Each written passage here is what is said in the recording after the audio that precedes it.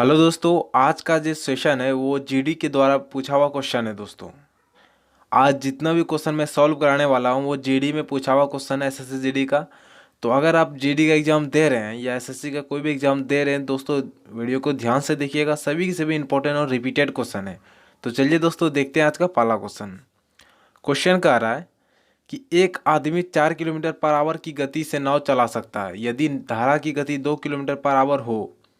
तो 4 किलोमीटर जाने तथा उसी उतना ही दूरी आने में उसे कितना समय लगेगा।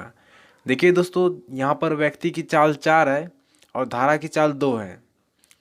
और 4 किलोमीटर जाएगा, 4 किलोमीटर उतना ही दूरी आएगा, तो उसे टोटल समय क्या लगेगा। देखिए दोस्तों, बगैर पेन से भी क्वेश्चन बनाने की कोशिश करेंगे। मान लीजिए व्यक्ति की चाल यहाँ पर 4 दिया हुआ है ना, और धारा की 2 है। अगर वो धारा की दिशा में व्यक्ति जाएगा दोस्तों, तो उसकी चाल क्या हो जाएगी, 4 हो जाएगी। व्यक्ति की प्लस 2 धारा की चाल जुड़ जाएगी, क्योंकि जिस तरफ धारा जा रहा है उसी तरफ व्यक्ति जा रहा है। तो व्यक्ति और धारा की चाल जुड़ जाएगी, तो वहाँ पर उसकी चाल क्या हो जाएगी, 6 किलोमीटर पर आवर।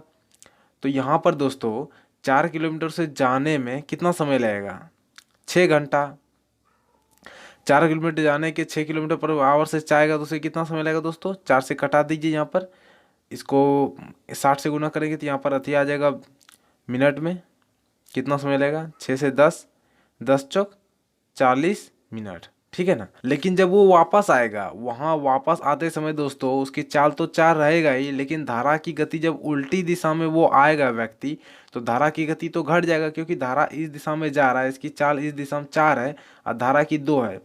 तो 2 उसकी चाल माइनस कर देगा, आएगा वो 2 की चाल से ना। उसकी अपनी रियल चाल 4 है, लेकिन 2 जो धारा की चाल है वो तो माइनस कर देगा ना, घट जाएगा। तो 2 चाल उसका रियल बचेगा, 2 की चाल से वो उधर से लौट पाएगा विपरीत में। तो 4 किलोमीटर जाने में 2 की चाल से आने में उसे कितना लगेगा, 2 घंटा। तो यहाँ पर दोस्तों हम लोग को लगा रहा है 40 मिनट, यहाँ पर 2 घंटा, तो टोटल हमको कितना लगा, 2 घंटा 40 मिनट। ऑप्शन नंबर सी आपका आंसर हो गया। समझ गया ना। अगला क्वेश्चन है, एक घन के कोर की माप एक घन के कोर की माप 10 सेमी है। यदि इस घन के शंकु बनाया जाए तो शंकु की ऊंचाई क्या होगी, जबकि शंकु के आधार की त्रिज्या 7 सेमी है। दोस्तों ध्यान से देखिएगा, एक घन है और घन की माप जो है ना, कोर की माप मतलब क्या है, घन की भुजा है 10 सेंटीमीटर दिया हुआ है। इसी घन से क्या बनाया जा रहा है, एक शंकु बनाया जा रहा है। इसी घन से एक शंकु बनाया जा रहा है दोस्तों। अगर इसी घन से जब शंकु बनाया जा रहा है तो वहाँ पर शंकु का आयतन क्या होगा। आप लोग को यहाँ पर ध्यान देना है कि जब भी किसी भी दूसरे एक आकृति से उसी आकृति से सेम दूसरी आकृति बनाई जाती है, वहाँ पर उसका आयतन एक निश्चित रहता है, उसका आयतन बराबर रहता है। बाकी भुजा वुजा सब कुछ घट जाएगा, लेकिन उसका आयतन क्या रहेगा, बराबर रहेगा। तो आयतन जब बराबर, क्योंकि जितनी मात्रा में यह घन का आयतन आयतन था, उतना मात्रा में उसका क्या होगा, शंकु का आयतन होगा। तो घन का मेरा भुजा वो दिया हुआ है क्या, 10 सेंटीमीटर। तो घन का आयतन क्या हो जाएगा, भुजा क्यूब मतलब 10 × 10 × 10 बराबर 1000 क्यूब, 1000 सेंटीमीटर क्यूब। ये क्या हो गया, घन का आयतन। दोस्तों घन से ही शंकु बनाया जा रहा है। देखिए यहाँ, इस घन से शंकु बनाया जाए, तो घन से अगर शंकु बनाया जा रहा है तो घन का जो आयतन होगा वही क्या होगा, शंकु का आयतन। शंकु का आयतन क्या होता है, 1/3 पाई आर स्क्वायर एच। पाई का मान 22/7, आर स्क्वायर एच। आर का मान क्या है दोस्तों, 7 × 7 × एच। ठीक है ना। पूछ क्या रहा है, शंकु की ऊंचाई क्या है, मतलब ये एच पूछ रहा है, बाकी सब तो दिया हुआ है। कुछ नहीं, कटाइए इसको दोस्तों, 1 मिनट। 3 से नहीं कटेगा, 7 7 कट जाएगा दोस्तों। यहाँ पर आ जाएगा आपका 22 सते, ऊपर गुना हो जाएगा 22 सते 154, और यहाँ पर 1000 × 3000। मतलब यहाँ पर अगर 3 गुना होगा, ये 22 सते 54 है कि इधर भाग लग जाएगा 154। समझ गए ना। एच बराबर क्या हो जाएगा दोस्तों, 22 सते 154। ये आपका खत्म हो जाएगा, बराबर एच। ठीक है ना। अब यहाँ पर दोस्तों कितना हो गया मेरा, 3000 बराबर 3000/154। 3000 क्या हो गया, 154। अब 3154 में कैसे भाग देना है दोस्तों, यहाँ पर ध्यान देना आप लोग को, बहुत ही आसान से भाग देंगे 3000/154। यहाँ पर आप लोग को दोस्तों, अब मेरा आंसर क्या होने वाला है, 3000 में 154 से कैसे भाग देंगे। आप लोग को मान लीजिए यहाँ पर 154 को अगर हम 2 बार पढ़ते हैं कितना आ जाता है, 154 दूनी 308। मतलब कि 308 आ रहा है मेरा। अगर एक और जीरो आ जाएगा तो इसके 3080 के करीब आ जाएगा। तो एक और जीरो के लिए क्या करेंगे, 20 बार पढ़ देंगे। 2 बार में 308 आ रहा था, तो 20 बार करेंगे ना, आ जाएगा 3080। तो दोस्तों अगर हम 154 को 20 बार पढ़ेंगे तो मेरा 3080 आ रहा है।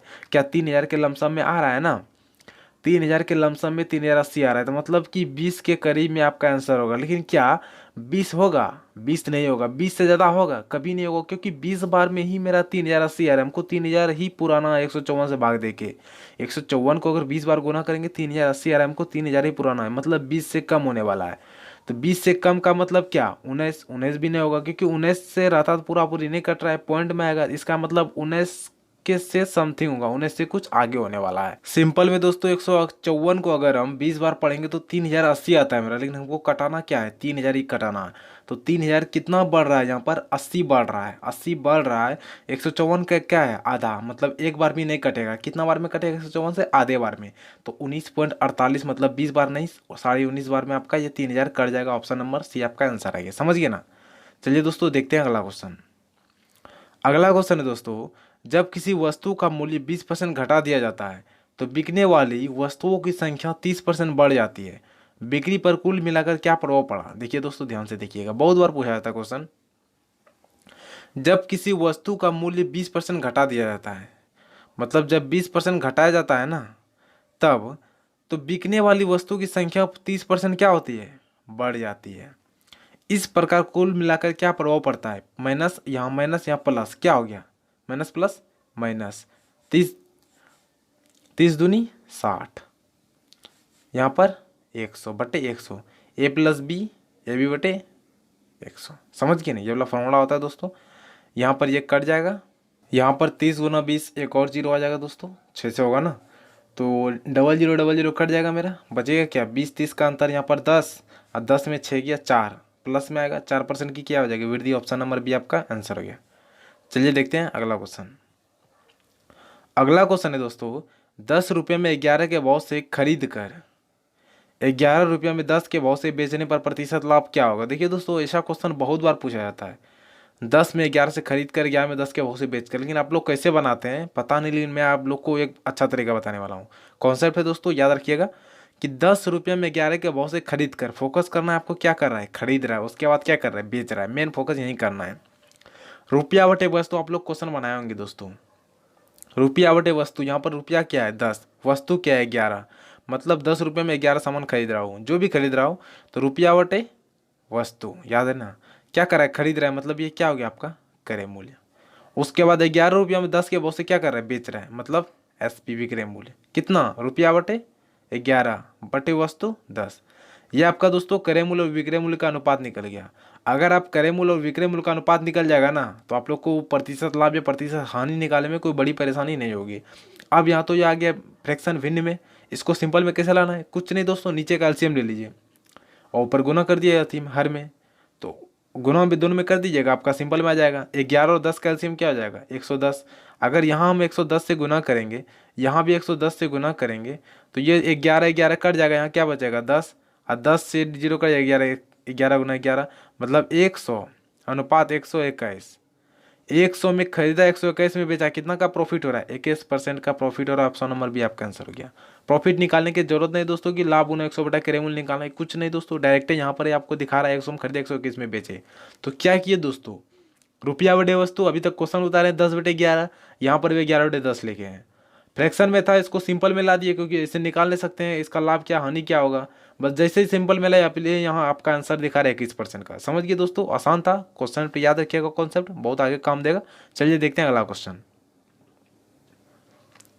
अगला है दोस्तों, किसी वस्तु के मूल्य को 10% की कमी कर दी जाती है मूल्य में, उसके पुराने मूल्य, यहाँ पर पुराने होगा दोस्तों, उसे पुराने मूल्य पर लाने के लिए उसकी कीमत में कितनी की वृद्धि करनी होगी? देखिए दोस्तों ध्यान से, मतलब किसी वस्तु का जो मूल्य है उसका 10% कमी कर रहा है, उसके बाद फिर जो उसका मूल्य में 10% कमी किया ना, जो वास्तविक मूल्य था वो मूल्य लाने के लिए कितने की वृद्धि करनी होगी?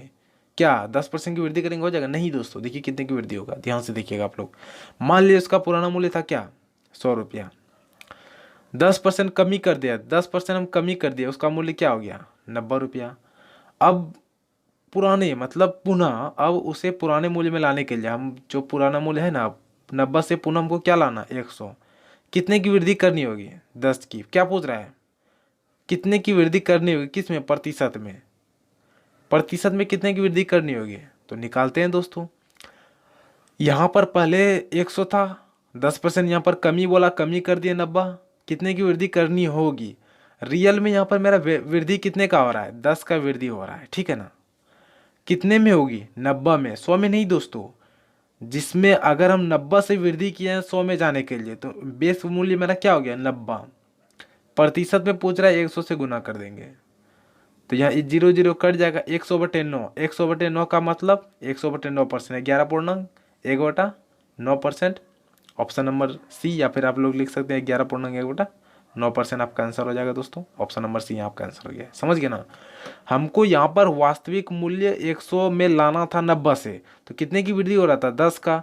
अब यहाँ पर 90 बटे में क्यों लिए, क्योंकि 90 से हम 100 में जा रहे हैं, बेस मूल्य मेरा क्या हो गया 90, तो 90 यहाँ पर लेंगे, समझ गए ना दोस्तों। आज के लिए इतना ही। अगर वीडियो पसंद आया हो तो वीडियो को लाइक कीजिएगा दोस्तों, और इसी तरह की वीडियो देखने के लिए चैनल को भी सब्सक्राइब कर लीजिएगा। इस चैनल पर दोस्तों SSC GD SSC रेलवे द्वारा सभी एग्जाम की तैयारी कराई जाएगी दोस्तों। तो चलिए दोस्तों, आज के लिए इतना ही, मिलते हैं अगले क्लास में। धन्यवाद, जय हिंद।